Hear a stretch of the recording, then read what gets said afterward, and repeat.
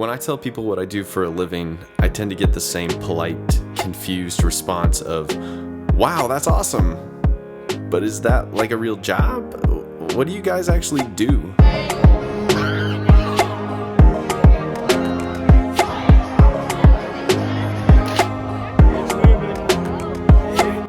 It helps me feel closer to God. It's fun and I can learn more about things that I don't always know about. It's a good experience for everyone. They accept everyone. It just tends to help me feel a lot better and just feel free. Youth ministry is one of those areas that is difficult to understand unless you're in it. People tend to think that all we do is play a bunch of silly games, joke around, incorrectly pronounce all those really long names when we read the Bible. I mean, yes, those things do happen a lot, but that's just what's happening on the surface.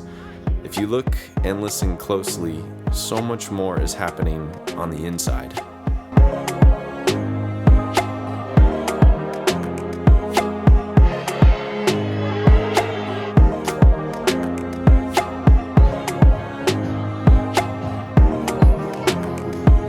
We were on a mission trip, so we were providing service to the community of Charleston, West Virginia. We pulled a bunch of weeds and cleared out some sticks, emptied out a shed and another storage building.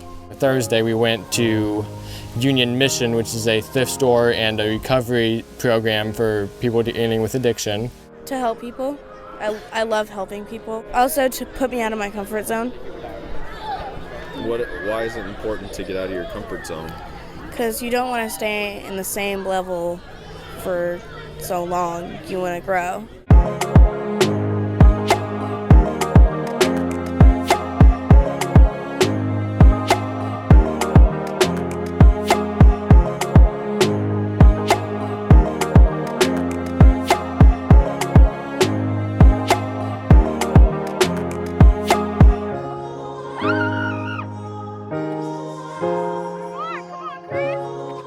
One of my favorite topics to discuss with youth is how we are designed by God. We're not just a random collection of molecules. Nothing about us happened by chance. God created us on purpose for a purpose.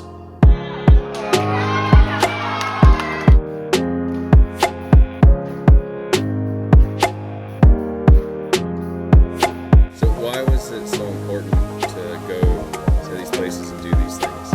So West Virginia and especially Charleston has a really high homeless population and very high addiction problem as well. I believe one of the top 5 states in the U.S. with the addiction, stuff like that. It's really fun and you get to help people, which is really nice and all that. I just think it's really nice and chill. We were helping out in thrift stores and at a cafe that needed some help. Yeah, so that people in poverty could buy the clothes without losing all their money just for clothes. Yeah. So they could have money for other things that they needed.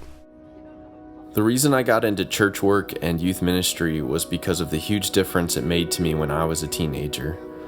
When you're young, the world can be bright and beautiful and full of life, but for many, it's often this dark and lonely place. When we simply exist in that dark loneliness long enough, it becomes almost normal, and we forget what it was like to share life with others in the light. We learned how to love, authentically and for real. What did that mean exactly?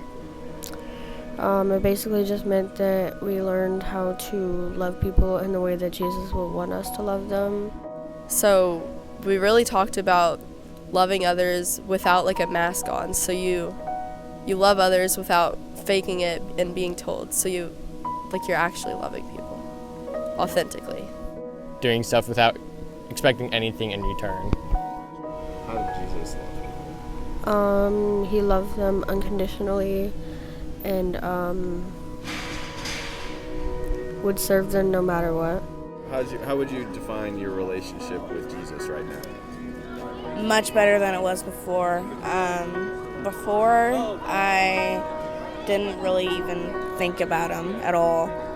I mean, I would pray and I would do that, but I wouldn't really do anything else. So. Could you describe your relationship with Jesus a little bit?